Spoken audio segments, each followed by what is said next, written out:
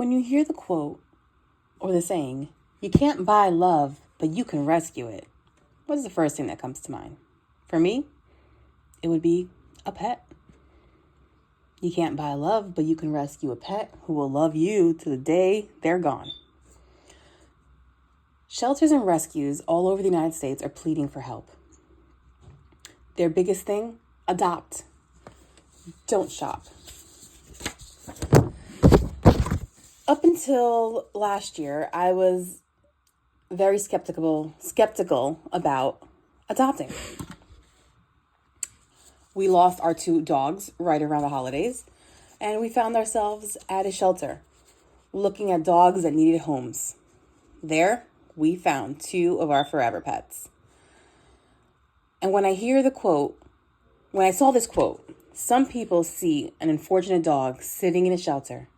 I see an angel someone threw away. It hits home. Because when I look at my dogs, when they're not getting me upset, I look at them and I say, why? Why would somebody just throw you away? How could they do that? How could they have loved you at one time and put you outside at the next? It just doesn't make sense for me. Today we're going to talk about the issues that shelters and rescues are facing across the United States, the cause of it, and how we can help. The biggest issue that shelters are having is overcrowding. Their numbers are in an incline. With the incline of their numbers comes a shortage of food and necessities. They're short on everything.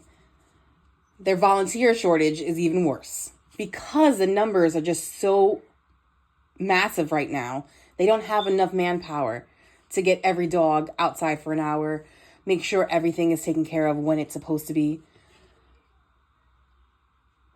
According to the shelter animal counts for 2023 statistics, 690,000 animals were euthanized in shelters across the U.S. That number is made up of 360,000 dogs and 330,000 cats. In these shelters, you'll see everything from a little puppy to senior dogs, from little kittens to adult cats. You may be asking yourself, how did we get here? There's a few ways. One is breeding. People tend to get dogs and breed them. And then once they've used them up, they abandon them. 9 out of 10, you'll find these dogs on the streets as strays. Rarely will you find them surrendered to a shelter or a rescue. Another issue is people are buying dogs or cats at pet stores and then realizing later on that they don't want a pet anymore.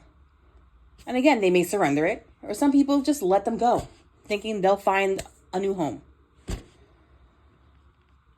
Others, unfortunately, have to surrender their pets to shelters to be euthanized because of behavioral issues or things along that line.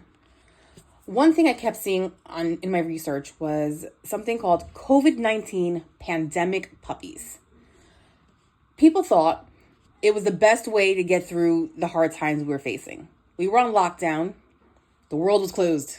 So what better way to pass the time than get yourself a little kitty cat or a little dog, right? Something to love, something to keep you busy, something to do.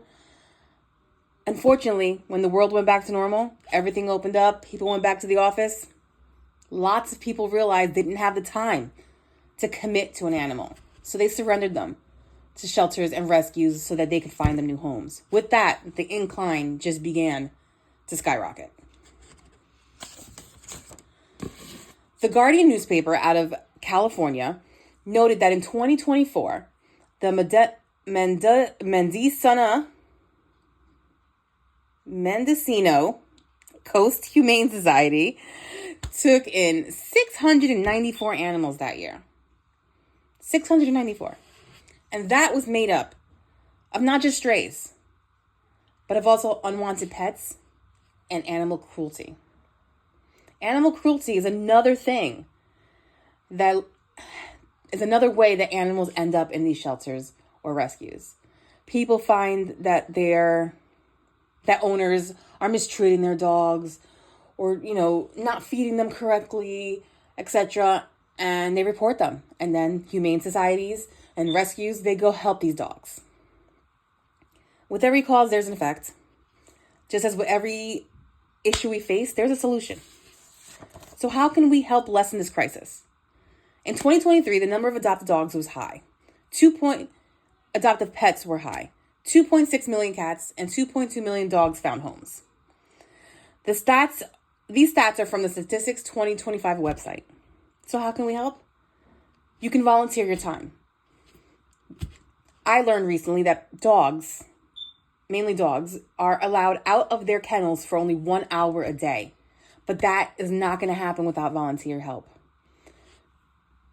The employees of the shelter alone can't man all the animals they have. So any help is greatly appreciated. Whether you give them an hour of your time, half hour of your time, they would appreciate anything. Another way is to donate.